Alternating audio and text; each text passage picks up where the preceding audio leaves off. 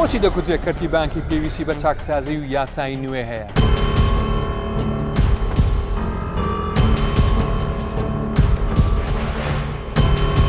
ئەو تاوانانەی لە ئاڵ و گۆڕکردنی دراودا ڕوودەدەن سزاکانیان چین؟ یەکم لەو کەسانی $1,300,000 بخوراوە ئەو پارەیە پارەی مادیبوونی تەمەنێکی ژیانما لە سەرمدانەیە. لەگەڵ میوانەکانم گفتوگۆی ئەم بابەتە دەکەین لە کوردستان بشار لە پرۆگرامی تاوان و سزا. سلااو و ڕێزی ستافی پرۆگرامی تاوان و سزاتان پێڕادەگەین من بژار دیلان. تیمی پرۆگرامی ئەمجارەمان پێک هاتووە لە پرۆفیسۆر دکتۆر هوشیار معروف مامۆسای زانکۆ پسپۆڕی ئابووری، هەروە دکتۆرە تابگە عەباس پرۆفیسۆر یاریدەر پسپۆڕی یاسای تاوان مامۆسای زانکۆ، لەگەڵ لە سلێمانیەوە لەگەڵمان دەبێت گوڵاڵە سدیق پسپۆڕی دراوی بانک، هەروەها لە هەولێرەوە دکتۆر ئاراس قادر خۆشناو شارەزا لە دارایی و ئابووری. پێشەوەی بچینە سەر بابەتەکەمان بە ئەو پاکێجە بەیەکەوە بینین ئینجا گفتوگۆی لەسەر دەکەین. فەرمووی.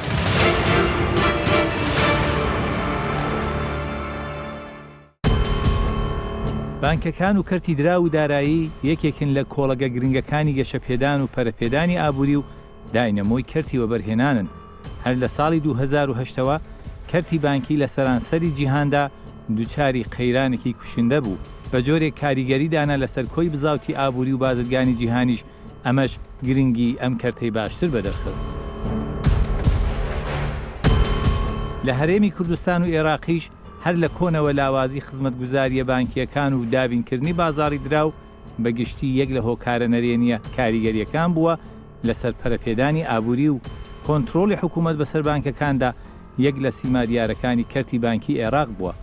هەبوونی بانکی ناوەندی و بانکەکان و بازاڕی کاغەزە داراییەکان و دەستگاکانی گەرنتی و دەستگاکانی ژمێریاری و چاودێری دارایی لە دەستگا گرنگەکانی ناو سیستمی دارایی و ئابوورین کە لە ئێستادا چەندین کێشەی دەستگایی و قانونی بوونەتە کۆسب لە بەردەم چالاکبوونیان. لەم ئەڵقەی بەرنامەی تاوان و سزادا تیشک دەخەینە سەر ئەو تاوان و سزایانەی کە لە کەرتی بانکەکان و لە بواری دراودا ڕوودەدەن کە هەندێک جار لەلایەن فەرمانبەران و هەندێک جاری دیکەش لەلایەن هاوڵاتیانەوە ئەنجام دەدرێن. ئەو تاوانانە دەستنیشان دەکەین و باز لە حکومەکانیان دەکەین. تاوتوێی ئەو تاوانانە دەکەین کە هەرچەندە لە بواری بانکیدا بەڵام هێشتا هەندێکیان بە یاسای سزاکانی عێراقی سزای تاوانکار دیاری دەکرێت. پرسیار دەکەین کە ئایا تاوان و سزاکانی بواری بانکی لە یەک یاسادا کۆکراوەتەوە؟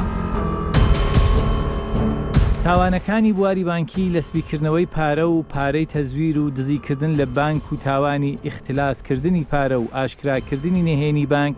لەم ساڵانەی دواییشدا هەندێک تاوانی نوێ لەم بوارەدا دەرکەوتون بە تایبەتی ئەوەی پێی دەوترێت تاوانە ئەلکترۆنیەکان. لەلایەکی دیکەوە لە هەرێمی کوردستان نووسینگەی ئاڵوگۆڕکردنی درا و حەواڵەکردنی دراو بۆ دەرەوە هەیە کە ئەمەش بۆتە جێگەی سرنج و زۆر جاران بەهۆی مامەڵەی دارایی و دراوی نافەرمی و دوور لە بانکە حکومی و تایبەتیەکان و دوور لە دەستگا تەکنۆلۆژیەکان هاوڵاتیان بەهۆی مامەڵەکردنەوە دووچاری کێشە دەبنەوە و زۆر جاریش بۆ ئەنجامدانی تاوانی جۆرا و جۆر سەر دەکێشێت. دوجار دەپرسین دید و استراتیژەکانی حکوومەتی هەرێمی کوردستان لە ئەنجامدانی چاکسازیکردن لە بواری بانک و کەرتی ئاڵوگۆڕکردنی دراو چی کاریگەریەکی باشی دەبێت لەسەر پێشخستن و چاکسازیکردنی ئەم بوارە گرنگەی ژیانی ئابووری و بازرگانی لە هەرێمدا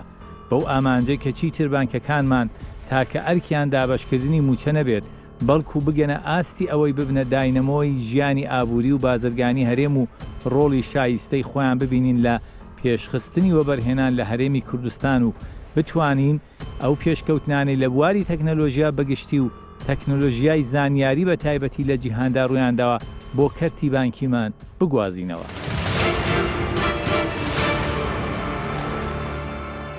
دکتۆر هوشیار، کەرتی بانکی لە هەرێمی کوردستان بە چی یاسا و ڕێسا و ڕێنمایە کار دەکات؟ خۆی کەرتی بانک وەک هەر شوێنێکی کە لە وڵاتی عێراقەوە بەستراوە بۆ یاسایی کە دەستی پێکردووە لە 2003ەوە. یعنی ئەوانی پێشی چەند یاسایەک دەرچوو لە نەوەتەکان و پێشداشتەکان، بەڵام لە 2003 و 2004 دوو یاسا دەرچوو. یاسای یەکەم باسی خەتی سەرەکی دەکا بۆ کارەکان و ئیشەکانی ئەوەی بانقەکان و چۆن دادەمەزرێن و تووشی مەعزە شت دەبن بەڵام 2004 هەموو تەفاسیلی تێدایە هەموو بە تەواوی چ ئیجراعاتێک بەکاردێتن بۆ هەڵسان بە کارەکانی بانقەکانەوە باقی ئەهلی و باقی لە 2000 بانقی ئەهلی بەڵام بانقی حکومی نا زۆر ئەو یاسایی کە دەرچووە بە ناوی یاسای بانقەکانی عێراقا بە زۆربەی هەوڵ دەداتن کەوا چ ئەوە بکاتن کۆنتترۆل بکاتن بانقەکانی ئەهلی کۆنتترۆل بکاتن و بانقەکانی حکومی خۆی دەبینتەوە خۆی دائیمە لە حەوت بانک شکلێکی عام و ئەوانە لەژێر سێتەڕەی ئەوەنە بانقی مرکزینە بە شکلێکی مباشر ڕاستەخۆ لەبەرەوە کێشان کەمە ئەمە بانقە ئەهلیەکان ئەوان کێشان زۆرە ئەوانیش ئێستا تقریبن دەوری 62 بانقن و ئەو بانقانە بعضێکی ئیسلامیە و بعضێکیشی بازرگانیە و بعضێکی وڵاتەکەمانی عێراقە بە جۆرێکی گشتی بعضێکی بێگانەیە دەستەکان واتە نزیکەی هەفتە بانک هەیە بیانی لە 69 بانک دەستەکان خۆش بێ دکتۆرێک تافگە ئەو تاوانانە چین کە لە بواری کەرتی بانکیدا ڕوو دەدەن بانکەکان بەگشتی ینی ئەمە دەتوانین بێن لەبەرەوەی تعامل بە پارە دەکەن زیاتر ئەو تاوانانەی کە ئەنجام دەدرێت لەوێندا تاوانی اختیلاسە تاوانی تەزویرکردنە يعني ئەوە زۆرتر طبعا ئفشاء ئەسرار هەیە و ئضرار بالوظیفە يعني ئەو تاوانانەی کە موظفی اعتیادی دەیکاتن ئەوە حتما ئەگەر لە بانقەچی حکومی بیتن چونکە ئێمە تاوانی اختیلاس بە هیچ شێوەیەک لەسەر کەسێک تطبیق نابێ ئەگەر صفەتی فەرمانبەری نەبیتن لە کەرتی گشتیدا اختلاس دەتوانین بڵین قانونی عێراقی تاوانی اختلاسی لە چەند مادەیەکدا لە 315 هەتا 320 تەنزیمی کردیە هەر لەگەڵ ئەو تاوانانەی داینایە کە پێی دەگوترێت الجرائم المضرة بالمصلحة العامة و تاوانێکی دیکەش هەیە تاوانی ڕشوەش دیسان دەتوانین بڵین کە یەکێکە لەو تاوانانەی کە لە بانقەکاندا بە زۆری زۆربەی ئەو تاوانانەی کە مۆزەفی گشتی دەکە دەتوانین بڵین لە بانقە گشتیەکانیشدا دەکرێت بەڵام بە زۆری يعني ئەوەی کە لە تطبیقاتی قەزائیشدا هەیە اختلاسەکەیە دەستەکان خۆش بێت دەچینە لای گوڵاڵەخان لە سلێمانیەوە گوڵاڵەخان ئەرکەکانی بانکی ناوەندی چییە؟ بانکی ناوەندی ئەو دەستگایە لە هەموو دەوڵەتێکە ئەو دەستگایە کە بەرپرسی سەرەکیە لە ئیدارەدانی سیاسەتی نەختینەی و سیاسەتی ئابووری سیاسەتی نەختینەیە کۆمەڵی کاروبارە کە بانکی ناوەندی پێی هەڵدەسێن لە ڕێگەی خستنەڕووی نەختینەیەوە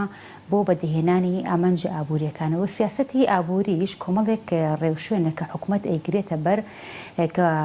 تەسیراتی سەرەکی هەیە لەسەر ئابووری وڵات کە خۆی دەبینێتەوە لە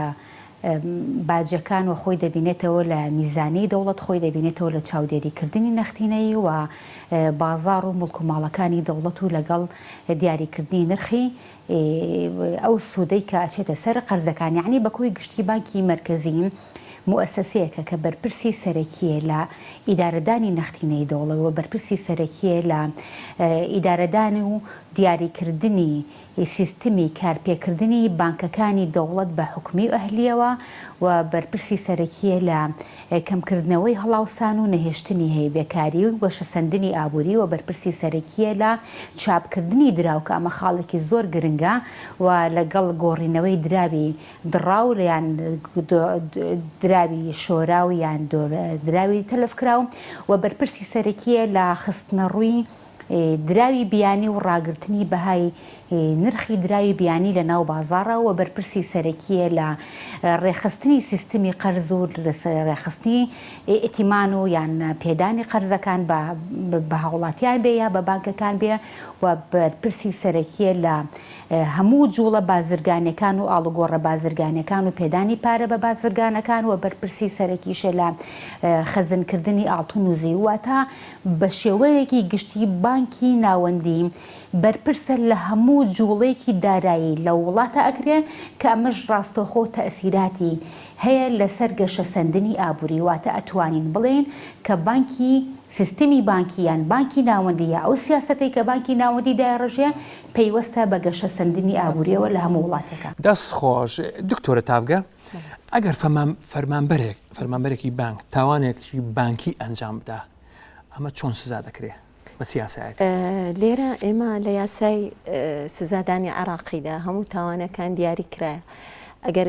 قانونی عقوباتی عراقی یاسای سزادانی عراقی ژمارە 111 ساڵی 1969 هەموارکرا و جێبەجێ دەکرێت بە ژێرەی تاوانەکەی ئەگەر تاوانەکەی اختیلاس بوو ئەوە مادەی 315 هەتا 320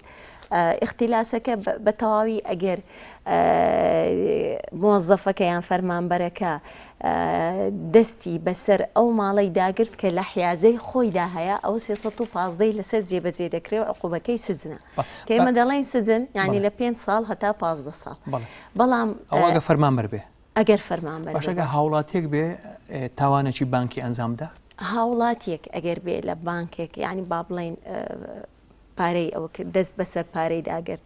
یاخود هەر تاوانێک کاتە زویری کرد چەکێکی مزەوەری تەقدیم کرد لێرە وەکو کەسێکی ئەتیادی با بڵێن بە نسبەت هاوڵاتیەکە تاوانی اختیلاس جێبەجێ ناکرێت تاوانی دزی جێبەجێ دەکرێت چونکە اختیلاس یەکێک لە ڕوکنە ئەساسیەکانی بنەڕەتیەکانی ئەوەیە کە سیفەتی فەرمانبەرێتی هەبی بەڵام ئەگەر هاوڵاتی بوو سیفەتی فەرمانبەرێتی نەبوو ئەوە هەر وەکو دزی لە بۆی لە قەلەم دەکرێت. باشە ئەگەر بەیەکەوە بوون هاوڵاتیەک و فەرمانبەرێک هی بانک تاوانێکیان ئەنجامدا تاوانێکی بانکی ئەو کاتە چۆن دەبێت؟ ئەوە پرسیارەکی زۆر جوانە چکە هەندێک حاڵەت هەیە لە محکەمە من کە پرسیارم کرد لە هەندێک دادوەری بەڕێز حاڵەت هەبووە هەر لەوانەیە ڕوویدایە کە پێشتر لە بانقێک موظفەکە لەگەڵ هاوڵاتێکی دەرەوەی بانقەکە بەشداریان کردیا اختلاسیان کردیا ئەوە هەر بە تاوانی اختلاسدان دەرایە هاوڵاتیەکە وەکو شەریکە وەکو مساهمی تەبعی هەرچەندە سیفەتی موظفی نییە بەڵام لەبەرەوەی موظفەکە بەشداری کردی و یارمەتیدایە لێرە هەر بە تاوانی اختلاس ئەویان کردیا هەردووکیاندایە بۆ هەردووچیان. دەستەکان خۆش بێ. ئێستا دەچین لای دکتۆر ئاراز. دکتۆر ئاراز استراتیژی کابینەی نۆ بۆ چاکسازی لە کەرتی بانکی و گۆڕینی درا و چۆن هەڵدەسەنگێنیت؟ سەرەتایەکێک لەو با بڵین ئەوەی ئەمە پێی دەڵێن کەم و کورتێکە سیستەمی دارایی هەبێتن لە عێراق بەگشتی و لە کوردستانش بەتایبەتی کەرتی بانکە تا ئێستا کەرتی بانکی ئەمە بەڕاستی بە کەرتێکی بانکی لاوازار نەدرێتن نەگەیشتە ئەو ئاسێکە بتوانین بڵێن کەرتێکی بانکی ڕاستەقینەمان هەیە بۆیە بۆ باشکردنی ئابووری و وڵات و پرۆسەی چاکسازی لە بواری داراییشدا یەک لە خاڵەگرنگەکان ئەوەیە کە دەبێت چاکسازی لە بانکەکە دەڵم لە بانکان بکرێت جارێ لە سروشتی کاری بانکان بکرێتن دواتر لە شێوازی ئەلکترۆنی و بێکەوە بەستنەوەی بانکەکان و تا دوای چووکە بانکانیش جیاواز دەبێتن لە چوارچەوەی بەرنامەی کاری کابینەی نۆ و حکوومەت پێشترش بەگشتیەوە بوو کە هەوڵ بدەین بە هەر شێوازێک بێتن ئەو کەرتە باشتر بکرێتن چاکتر بکرێت فعلەن ئەو ئەرکانێک کە هەیتی جێبەجێ بکات بە نسبەت گۆڕینەوەی دراویش تا ئێستاکە وا بووە کە گۆڕینەوەی درا و ئەوەی لە بەغدا هەیە لە ڕێگەی کە پێی دەگوترێتن فرۆشتنی یاخود مزایدەی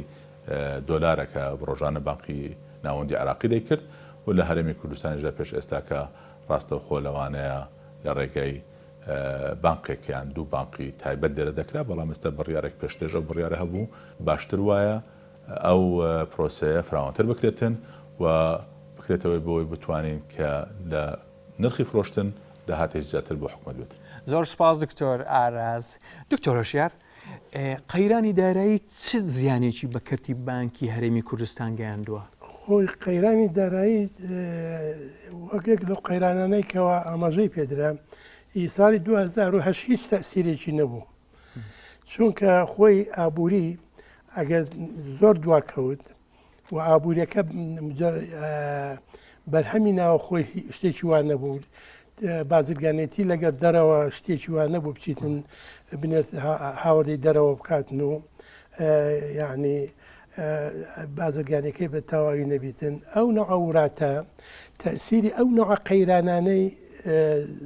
وا نابیتن وەک ئێستا ڕوویدا لە ئەمریکا وەک ڕوویدا لە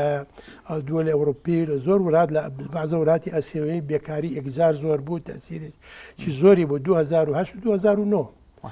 بەڵام وا نەبوو لە کوردستان بەڵام دوایی ئێستاکە کە ئەو قەیرانەی ئێستاکە پیا بووە نەتیجەی نەخۆشی کۆڕۆنا ئەوە تەسیری کرد چونکە ماوەکەی زۆر بووە و دوایی چارە ناکرێ بە ڕێگایەکی ئابووری حقیقت یعنی دەرگای دەکەیتەوە نەخۆش زۆر دەبی دەرگای ناکەیتەوە نەخۆشت کەم دەبیتن بەڵام ئابوووریەکەت دەوەستێ و هەژاری زیاتر دەبێ ئەوەی ڕوویدا ئەو ئێستاکە کە دەیبینین سەرف نییە لە بازار یعنی خۆی بانک لەسەر چی دەژێتن لە ئەو وەدایعانەی کە لە مەصرف دەبیتن حسابی جاریە ئیتیجارەتە کە دەبیتن ئەو حساباتانە ئیسکو کوشتیوە دەوەستیتن لە بانک چونکە سەرچاوەکەی وەستاوە ئێستا کە لێرە دەبیم نەوەی سەیری دەکەن ئەوەیە کەوا هەموو ئەدەواتەکانی مەصارف بەستراوە بەچی بە بوجە بوجەکەش بەسراوە بە موچە موچەکەش بەسراوە بە ڕێککەوتن لەگەر بەغدا و لەگەر نەوت بۆ ڕێنەوت چاکرایەوە ڕوومان خۆش بوو لەگەر بەغدا پارە دێتن بانقەکان زیندوو دەبنەوە ئەنجا دوایوی موچەش دەدرێتن ئەمە تەبعاً خراپترین و بەدترین ڕێگایە بەڕاستی بۆ ئابووری لە هەر وڵاتێک دکتۆر چی بکرێت بۆەوەی کەمترین زیان بە بانک بکەوێت لەو زروفە لەو زروفە دەبێتن محاولە بکرێتن بانقەکان زیاتر تەوجیه بکرێن لە قەزایی ئیستثماری لۆ وەبەرهێنان بنێردرێن و دوایی شتێکیش هەیە ئەویش پارەی ئالی زیاتر بکرێ و باوڕی زیاتر بکرێتەوە بە بانق چونکە مشکی ئێستاکە زۆربەی خەڵک پارەکەی لەکوێ داناوە زۆربەی لە ماڵەوەی داناوە یعنی حەبست کرد لە وەبەرهێنان حەبست کرد بۆەوەی کە بگاتە حکوومەتیش بەشێکی لە ڕێگای ئەوە زەری بەو شتیواوە باج ئیدی حکوومەت جزێک لە سەرچاوەکانی لێ دەڕواتن میلەتەکەش سەرچاوی وەبەرهێنانی کەم دەبێ بازرگانێتەکە وا نامینێ ئیکە بێکاری زیاد دەبی کە بێکاری زیاد بوو زیاتر پارە کەمتر دەچێتە ناوە شتێک هەیە کەمە پێ دەن مزاحفی تەشغیل ئەوە دەبتە شتێکی سالب یعنی بەرەو پشتەوە دەچین زیاتر دەستەکان خۆش بێت دەچینە لای گوڵاڵە خان لە سلەیمانیەوە گوڵاڵە خان لە ڕووی یاساییەوە ئایا گەشە پێدانی بانکی ناوەندی و کەرتی بانکی لە هەرێمی کوردستان پێویستی بە یاسایەکی نوێ هەیە؟ بە شێوەیەکی گشتی بانکی ناوەندی لە جیهاندا یعنی هەمان کاروباریان هەیە یعنی ئەوە نییە بڵێ وڵا لە وڵاتێک بۆ وڵاتێکی تر کاروباری بانکی ناوەندی جیاوازە ینی بە شێوازی گشتی ئەو یاسایانەی کە بانکی مرکزی لەسەردا ڕێژراویە لەسەری تەسیس کراوە یاساکان یاسایەکی زۆر باشە بۆ گەشە سەندنی وڵات بەڵام بەداخەوە ئەم یاسایانە وەکو خۆی کاری پێ ناکرێت و ئیستیفادەی دێت کراوە بەڕاستی ئێمە لە دوای ساڵی 2004ەوە هەندێک لە ئەحزابە عێراقیەکان دەستیان برد بۆ دانانی بانکی ئەهلی لە ڕێگەی ئەم بانکانەوە توانیان کە مەبالغی گەورەی پارەی عێراق بەرنە دەرەواتە بە شێوەیەکی گشتی لە عێراقا ئەگەر ئێمە باسی عێراق بکەین وە کوردستان بە تایبەتی ئەو یاسایانە کە بۆ بانک دانراوە یا بۆ بانکی ناوەندی دانراوە ئەو کاروبارانێک کە بانکی ناوەندی هەیەی وەکو پێویست نەبراوە بەڕێوە تاوەکو تۆ بڵێ وڵا پێویستی بە یاسایی تر هەیە چونکە بانکی ناوەندی بەرپرسە لە گەشە سەندنی ئابووری هەر وڵاتێک کاتێک کە و بە شێوەیەکی گشتی کاتێک کە وڵاتێک تۆ بتەوێ ئەم وڵاتە بەرەو گەشە سەندنی ئابووری بڕوە ئەبێ سەیری سیستمی بانکی ئەو وڵاتە بکەیت کە بینیت سیستمی بانکی ئەو وڵاتەیە بە شێوازێکی ئەوتۆنیان کەواتە ئەبێ بزانی کە ئەو وڵاتە لە ڕووی گەشە سەندنی ئابووریەوە پێشکەوتنێکی ئەوتۆنێ یا توانای پێشکەوتنی نەیە یان بڵێن نێتی پێشکەوتنی نییە چونکە بانکی ناوەندی بەرپرسی سەرەکیە لە گەشە سەندنی ئابووری لە وڵاتە. دەست خۆش گوڵاڵە خان دکتۆرە تافگە ئەو فەرمانبەرەی کە نهێنی بانکەکە ئاشکرا دەکات بە نێتێکی تاوان بە چی هەسایەک سزا دەدەێت و سزاکەی چۆن دەبێت؟ ئێمە لە یاسای سزادانی عراقیدا هەر مۆزەفێک ئیفشای ئەسراری بکاتن حتمما ئەوە تاوان ئیفشا ئەسرار لەسەری جێبەجێ دەکرێت لا قانونی عقوباتدا ئەوە دەکرێت عقوبە دەدرێتن. یعنی وەکو خیانەتێک لە قەڵەم نادرێەوە هەندە جار بزانە لە با بڵێن لەوانەیە لە کەرتی تایبەتیدا هەندێک جار ئەگەر ئەو مۆزەفەی کە معلومات ئەوە دەکا یاخود ئەچوو کە شتێکت بە ئەمانەت دانایە لای مۆزەفەک خیانەی ئەمانە ئەمە تاوانی خیانەی ئەمانەمان هەیە بەڵام لە خیانەی ئەمانەدا دەبێت شتێک تەسلیمی مۆزەفەکە کرابێ و پاشان خیانەتی کردبی لە گەڕاندەوەی یعنی نەگەڕێنتەوە لێرە ئەوە فەرقی هەیە لە دزی و ئەوە فەرقیشی هەیە لە اختیلاسی. دەستەکانت خۆش بێ دکتۆرە سپاس. دکتۆر هوشیار تا چەند بانکە ئەهلی و بیانیەکان مولزەمن بەدانی یەدەکی قانونی احتیاطی قانونی بۆ پاراستنی مافی بەشداربووان؟ خۆی دوو یەدەک هەیە حقت یەدێکێک هەیە کە لە بانک ئەوە دەبیتن هەر بانکێک کە کار دەکاتن دەبێتن بەشێک لەو پارەیدا دەندرێتن بۆ پاشەکەوت یاخود بۆ حسابی جاری کە دەبێتن دەبێ ئەو بەشێک لەوە نیسبەتێک بدرێتە بانقی مرکزی لەوێن دەرێ دادەندرێ و دوم یەدەک ئەوەیە کەوا بانقی مرکزی لەبەرەوەی ترسی هەیە سمێنە نەتوانیتم بانقی کەیکە دروست بووە هەڵسێ بە کارەکانی خۆی بە پاچی و مافی ئەوەکان نەداتن وەکو دەڕێن عامیلەکان نەداوانی کار دەکەن لەگەری دەچێت پێی داوان لێ دەکا کە بەشێک لەو ئەو پارانەی کە وەردەگیرێتن تەعامل لەگەر دەکرێت دەبێت هەر گیرێتن لە بانق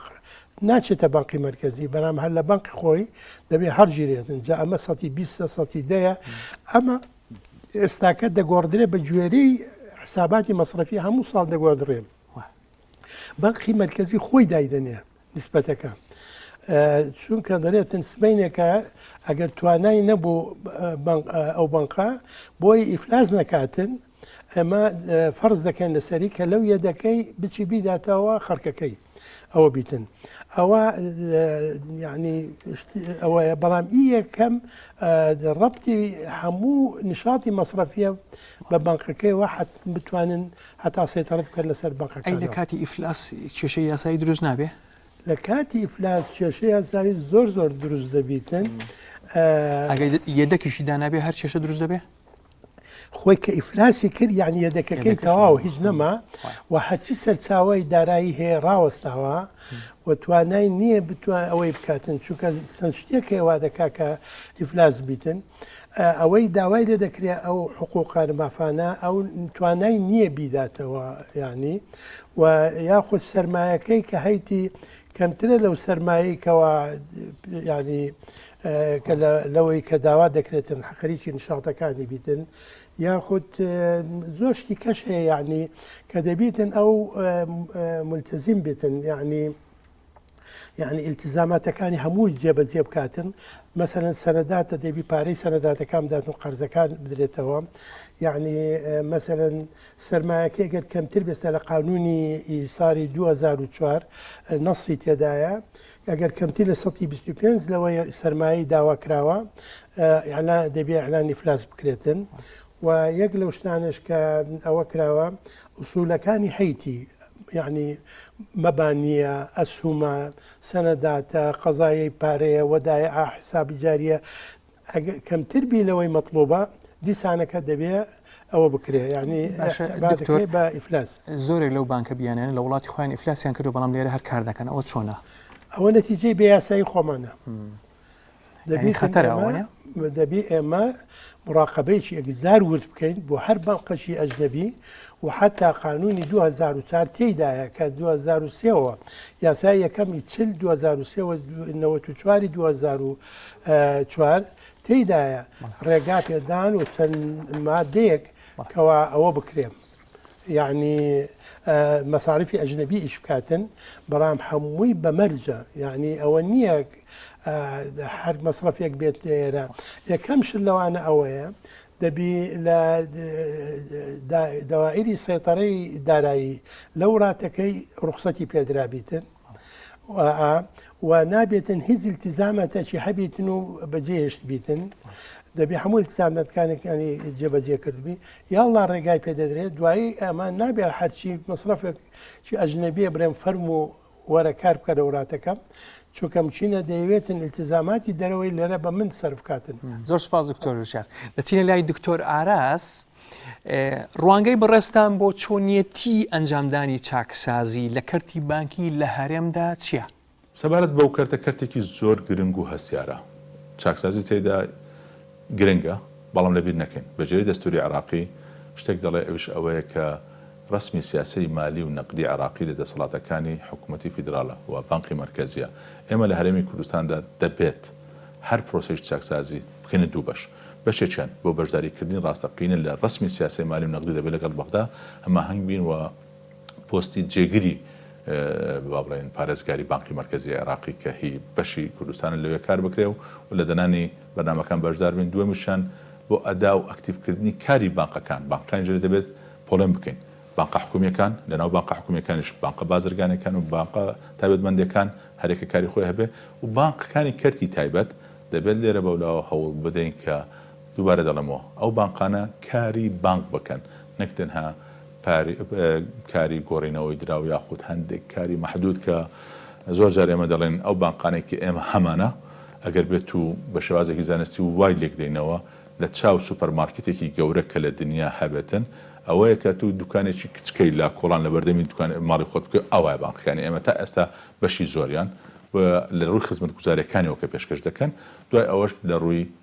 بڕی سەرمایان دەبێت ئەوانە زیاتر بکرێ و چاکتر بکرێت. سپاس دکتۆر ئاراز. دەچینە لای دکتۆرە تاڤگا. دکتۆرە حکومەکانی تاوانی سەختەکردنی درا و چین و سزاکەی چۆن دەبێت؟ ئێمە لە یاسای سزادانی عراقیدا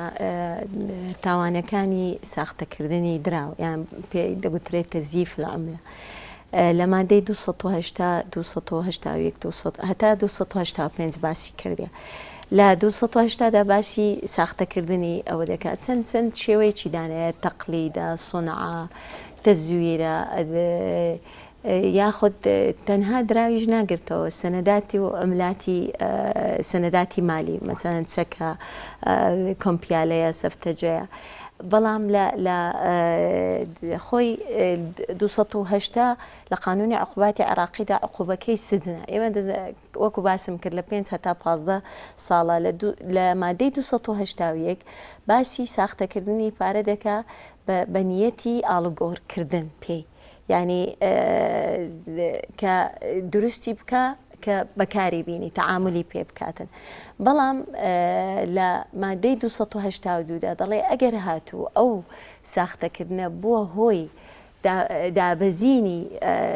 بەهای پارە ئەوە لێرە عقوبەکەی زۆر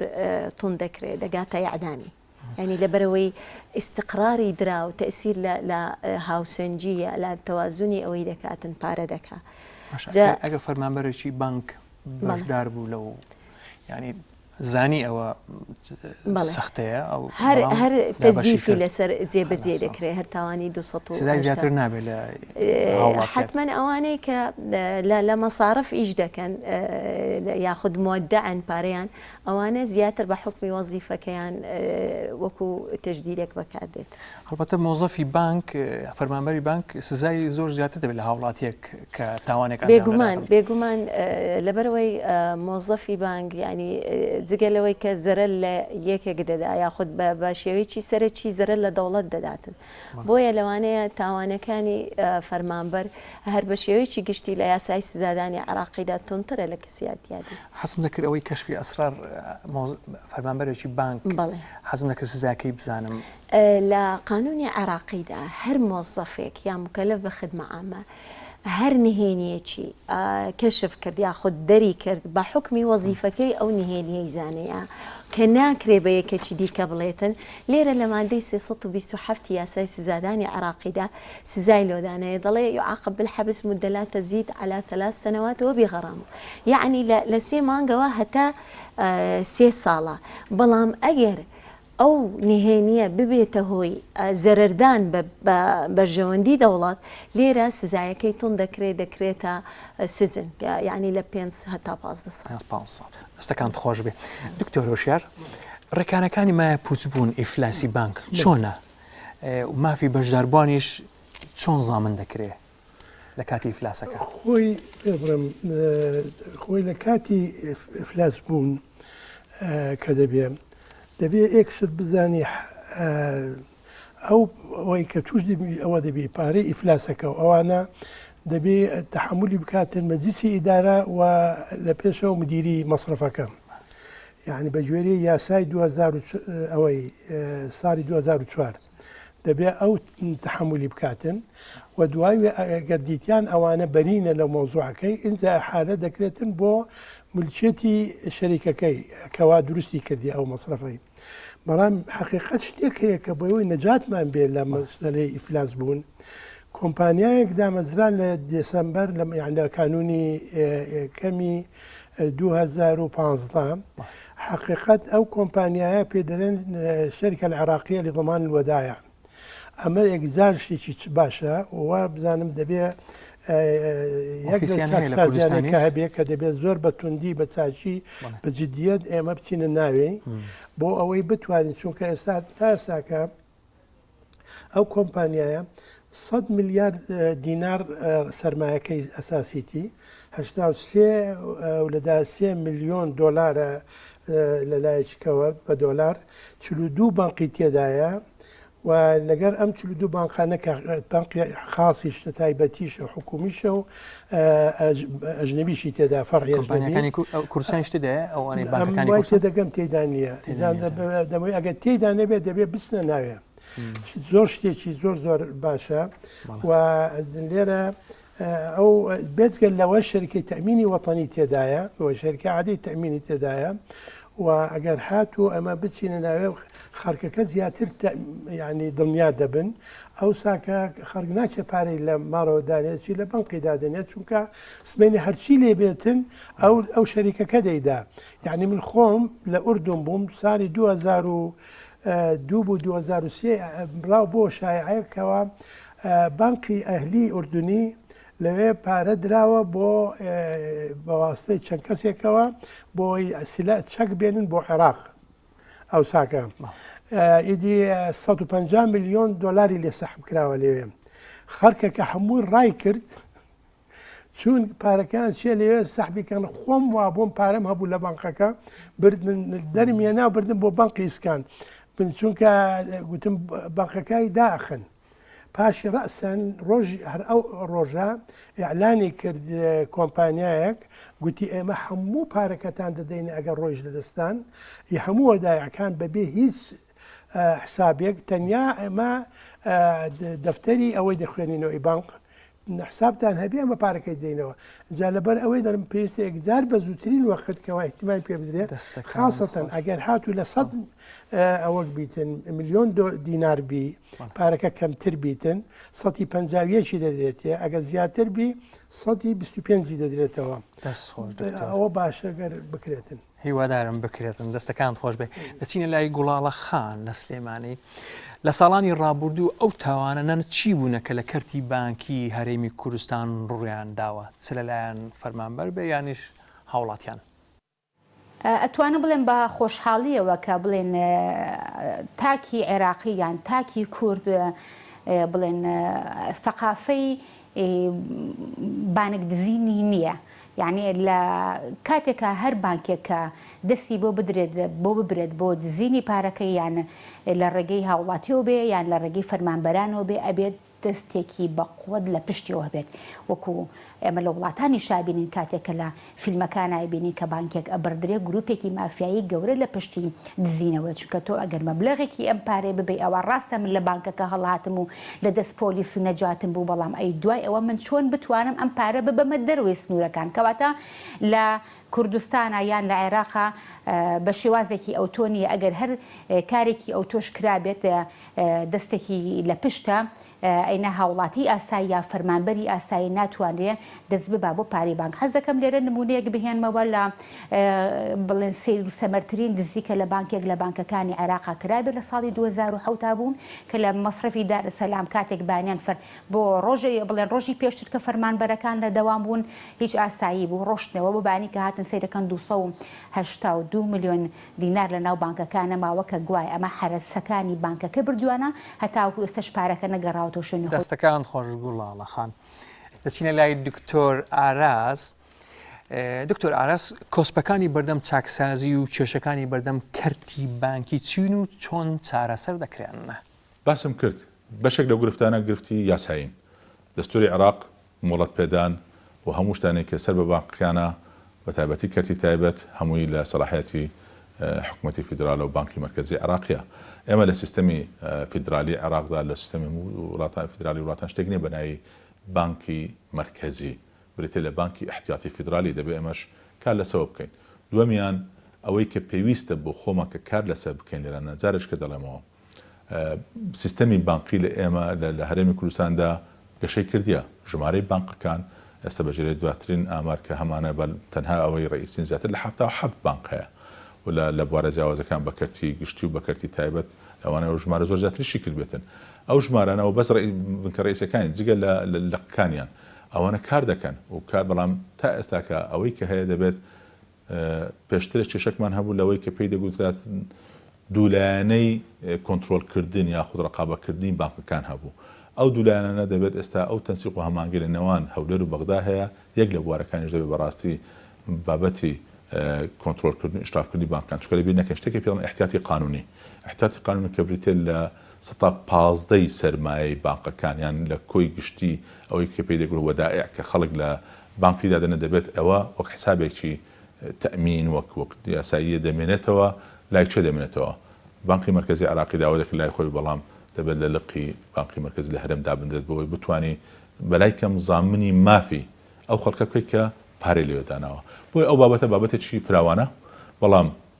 دەبێت بە وردی کار لەسەر بکرێتن و بەرنامەیەکی ڕوونی شەبێتن و ئێمەش لە دراوساتی خۆمان پێشترێ هەندێک شتمان هەیە کە لە ئەجەندای کارەکانی کوردستان کە باسمان کردیە گەورەترین لەمپەرەکانی بەردەمی کەرتی بانکی بەگشتی چییە و چارەسەرەکانی چییە و چ دەبێتن کەرتی تایبەت بە خۆی بیکات چ دەبێت بانکەکان بیکەن چ دەبێت بانکی مرکزی بیکاتن چش دەبێت حکوومەت بکە و چی یاسایەکیش پێویستی بە پێداچوونەوەی چکە بەڕاستی هەندێک شت لەوانەیە پێویستی بە پێداچوونەوەی یاسایەکانی شەبێت. سوپاسی دکتۆر ئاراز دەکەین لە هەولێرەوە دەستەکان خۆش بێ زۆر زۆر سوپاس. ئێستا دەچین بۆ لای بۆ بینینی ستۆریەک بێکەوە اینجا گفتوگۆی لەسەر دەکەین. فەرمووی.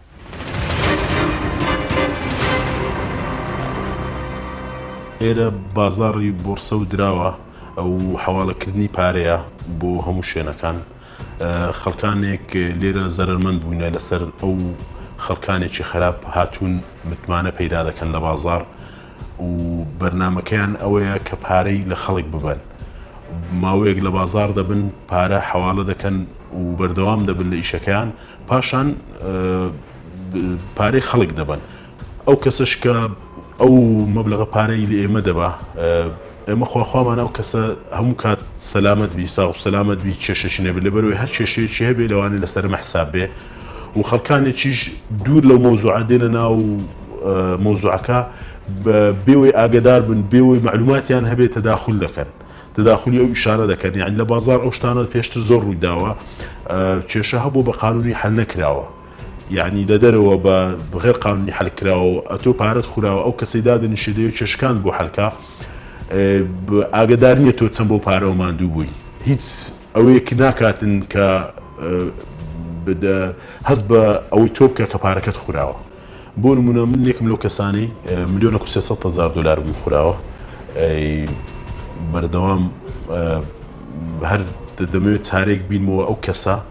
کە پارەکەی خۆمی لێ بگەڕێنمەوە چکە ئەو پارەیە پارەی مادیبوونی تەمەنێکی ژیانما لە سەرمدانایە کە بردوێتی و کابرا ناتوانم شکایەتیش لێ بکەم لەبۆ شکایەت لێ بکەم بەر دەبێ و هیچ شتێک نییە حقوقێک نییە مەحفوظ مام کاتن ئەو پارە مام گەڕێنێتەوە. دکتۆر وشیار لە هەموو شار و شارۆچکانی کوردستان نووسینگەی درا و حواڵەی پارە هەیە ئەمە کاری زانستیەن ئەمە کاری بانک نییە ئەمە نابێ بانکم کارە بکە چونکە بزان تاوانی ئاوای لێ دەکەوێتەوە خۆی ڕاستە بانک دەبێ ئەو کارانە بکاتن بەشێکە لە کارەکانی بەڵام بە تایبەتی پارە ناردن لە شوێنێک بۆ شوێنێک و سەفتەجە ئەوانە بەڵام حقەتت دەوێت ئەوانە شتێکی زۆر مهم دەکەن ئەویش چیە پێ دەرن OTC over the counter لە پشت کاونتەر یعنی دەوام هەیە دەوام نییە ئەوانە خارجی نظام مەکاتبێکیان هەیە ئەو مەکاتبە بە ئیجازەیە بەبێ ئیجازە نییە و یاسا ڕێگایدایە یعنی خۆی یاسای بانقیش دەرێتە لەگەر شخصێک دەتوانێت بانقدا دروستکە و ئەوە نییە هەر ڕێگادرای بەس بۆ شەریکاتی مساهمە نا شەریکات تەزامون و شەریکاتی شخصیش دەتوان دروستیکە ئەوانە شتێکی وان دروست کردووە بەڵام لە جیاتی وی ئیش بکەن 6 ساعت بەیانی ئەوان 12 ساعتیش دەکەن 16 ساعتیش دەکەن و ئێستا لەوەی زیاتر نظامی دیجیتاڵەکە هەیە لە هەموو دنیا خەری بە ئەلکترۆنیک تۆ تەحویلی پارە دەکەی ساعت 4 بەیانی هەڵ ساڵە خەو بەبیری دێتەوە قەرزاری یەکێکی پێویستە پارە بنێری بۆ کوڕت بۆ کست بۆ یەکێک بۆ برادێکت یەکسەر دەتوانی پارەکەت تەحویل بکەی بە جیهازی خۆت یعنی تاوانانە چۆن ڕێک دەخرێت ئەو حەوالانە هەمووی شتێکی ئەوەنە ڕسمیە چونکە ئیجازان پێدراون مۆڵەتیان پێدراوە هەمووی بە مۆڵەت ئیش دەکەن کە ئیش دەکات بە مۆڵەت و لە ژێر ڕۆناچیە هیچ ئەوەشیدا نییە ئەعلانی پارەکەش دەکاتن لە دەرەوە لە هەموو شوێنێک بەسا بچێ هەر شوێن مەکتەبێکی لێنووسراوە دۆلار بە چەندە یۆڕۆ بە چەندە و بە چەندە هەموو تایە بەڵام ئەو مەکاتیبانە دەبێت تەشجیع کرێ و شتێکیش هەیە ینی کاکەهانیان دەدەین دەبێت ئاگامان لەوەی بیتن تۆ مەکاتب هەبێ نەبێ ئەمن دەتوانم بە واسطەی ئەجهزەی ئەلکترۆنیەکانی خۆم و کۆمپیوتەر و دیجیتالەوە پارەی بە مەلاین نەقلکەم هیچ ئەوەی تێدا نییە ینی ئەوە نەماوە ینی ڕاستە لە شوشتنی پارە ئێستا بەعزە حسابی بۆ دەکرێت مەرجی بۆ دانراوە و شتەیە و ئەوانە هەیە بەڵام ئەتۆ دەتوانیت شت تەحویل بکەیت دەستەکان خۆش بێت دکتۆر دکتۆر تافگا وتی من 1,300,000 لێ بدرا و ناشوێرم شکایەتش لێ بڵێ چکە زوو بەردەبێ و ئەو کاتە پارەکەشم ڕاستە هەر ئیزافەیەک لە بۆ قسەکانی کاک دکتۆری حتما ئەو مەکاتبانەی کە دانرایە مەسەن لە هەولێردا ئێستا زۆر بووە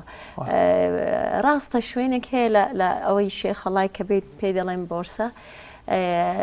ئەمن بەبیرم دێ ینی خەڵک کە باسی دەکرد وەختی خۆی هەیە وەکو مێزەکی دانایە پارەی دەگۆڕی ینی دیناری دەکاتە دۆلار و نەک تەحویلەوەوانە ئەوجێ دەڵێن هەتا ئەوانە ئەتو ئەگەر تەحویلەکەش بی لە مەکتەبەکان بکەی باشترە مەکتەبەکە چونکە ڕسمیە ئیجازەی هەیە یعنی ئەو مەکاتبانش حتمما لەگەرەوەی کە ڕسمیە و هەیە مەکتەبەکەی دادنێ و ئیجازەش وەردەگری بەڵام لە هەمان کاتدا تاوانیشی پێ دەکاتن یعنی باشە خودی مۆزەفێکی ڕسمیە و لە هەمان کاتدا تاوان دەکات کەواتە شەریکە و مەکتەبیش هەروایە یعنی کەسی باش هەیە کە بە ڕێکوپێکی بەڕێوەی دەبا بەڵام ئەو کابرایە کە دەڵێ ئەوەندەم لێ برایە و بەڵام ناتوانم من شکایەتی لێ بکەم نازام یعنی لەبەرچی ناتوانانی شکایەتی لێ بکاتن ئەو ئەگەر ئەوە چی هەیە با بڵێن نووسراوە چی هەیە کە ئەو پارەی تەسلیمی ئەو کەسەی کردیە حتمما دەبی شکایەتی لێ بکە و دەستە محکەمەی ئەگەر لێرە نەبوو دەگەڕێن ئەگەر سەفەریشی کردبوو ئەو کاتە قەزیەکە دەدرێتە ئەوەی ئینتەرپۆڵی کابرا صفاتەکانی دەدرێ و لێ دەگەڕێن لە دەوڵەتەکانی هیوادارم وا بکاتن دەچینە لای گوڵاڵە خان لە سلێمانی گوڵاڵە خان کارەکانتان لەگەڵ دادگاکان چۆن بەڕێوە دەچێت لە کاتی هەبوونی کێشەی یاسایی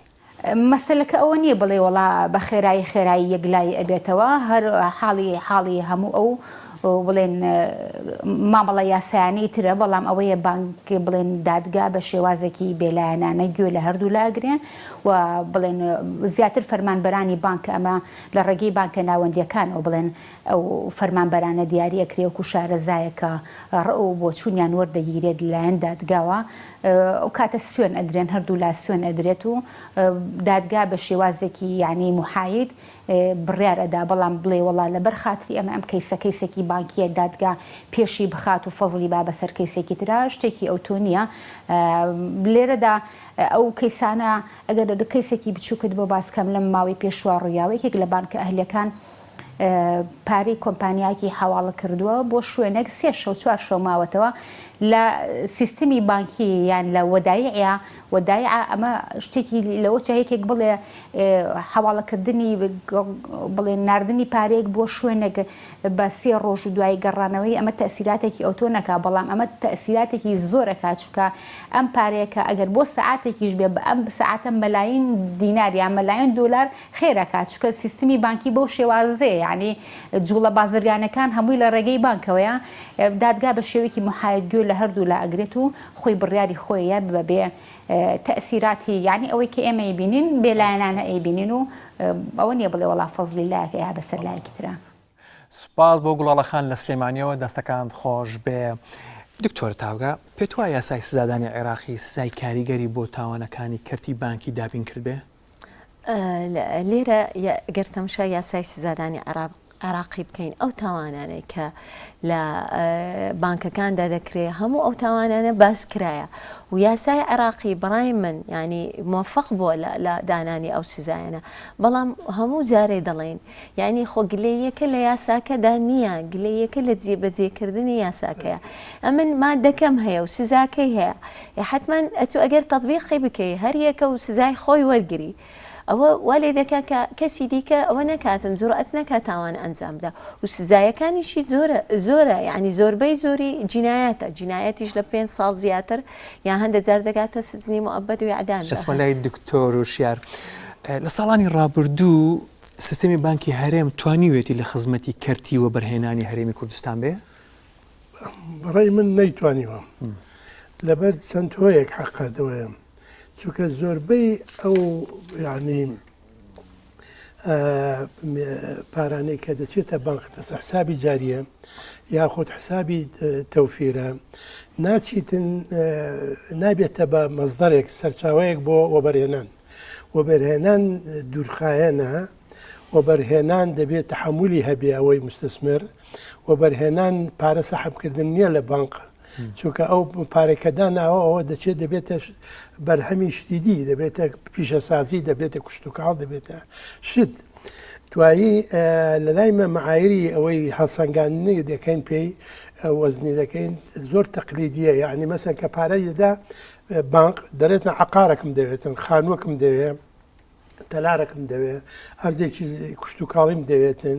مقابل حتاکو بتوانم ئەم پارەت دەوێت بە قەرز يعني لبر أواش جبجة نابيتن بو برهنان دوهاي سودكشي سعر فائدة كي برزة سعر فائدة كبرز بو ناين وبرهنر بتشيتن بارا ورقريا وبرهنر ديو قازان سبكا سطي دي بداتا بانك خوشي سطي هشت يقر بيبرا شاشي بيبرا لجر ترسوا نايكاتن أو شيء دوایی زۆربەی بانقەکان ڕوو لە سەنەداتی حکومی دەکەن ئاسانتران لە کوردستان و لە بەغداش و لە جنوبیش هەموو هەوڵدەدان زیاتر بەرەو سەنەداتی حکومی بچن لە زیاتی وی بچیتن بەرەو وەبەرهێنان و بەرهەمهێنانی پیشەسازی و کوشتتوکاڵ و یان بۆ تیجارەت یان بۆ سیاحەت و بۆ شتیابیتن دەستەکان خۆش بێ. دکتۆرە تاوگە تاوانی ئەلکترۆنی لە بانکە جا گواستنەوەی پارە بێ یان کەشفکردنی پاسوۆرد بێ یاسامان هەیە یاسای بۆ ڕێگرتن لەو تاوانانە؟ بە شێوەیەکی گشتی ئەو تاوانەکانی ئەلکترۆنی با بڵێن یەکێک لەوانە ئەو هاکەرکردنی معلومات و یاخود دەست بە سەرداگرتنی حیسابی کەسێک بە شکاندنی پاسوۆردەکەی ئەوان ئێمە لە یاسای سزادانی عراقیدا ئەگەر ئەو کەسەی ئەو ڕێگایانە بەکاربیێنی و پارەی کەسێکی دیکە بۆ خۆی تەحویل بکاتن لێرە یعنی ئەگەر قانونی عقوباتی لەسەر تطبیقکەی حتمما ئەگەر موظف بێ ئەوە اختلاسەکەیە ئەگەر موظف نەبیتن سەریقەی لۆ ئەوە دەکرێت تطبیق دەکرێت بەڵام بە شێوەی ینی بە شێوەیەکی یاسایی ئەو جۆرە تاوانانە نەک لە هەرێمی کوردستان هەر لە عێراقدا تەنزیم نەکرایە لە زۆربەی وڵاتەکان تەنزیم کرایە لێرە ئێمە یاسای ئەوەمان هەیە خراپ بەکارهێنانی ئامێرەکانی پەیوەندیکردنی ساڵی 2006 ئەوە زیاتر لەگەرەوەیە کە کەسێک بە مۆبایل تهدیدی کەسێک دەکا و نامەی لێو دەنێری بەڵام نەگەیشتە حەدی ئەوەی کە بتوانین هیچ تەختەیەی نەکردی و باسی جرائمی ئەلکترۆنی نەکردی کەواتە فەراغەتی زۆر هەیە لە تەشریعی عراقیدا پێویستە ئێمە یاسایەکمان هەبێ کە تاوانەکانی ئەلکترۆنی ڕێک بخاتن. دەستەکانتان خۆش بێ زۆر سپاسان دەکەم سپاسی ستافی پرۆگرام دەکەم شەوتان شاد.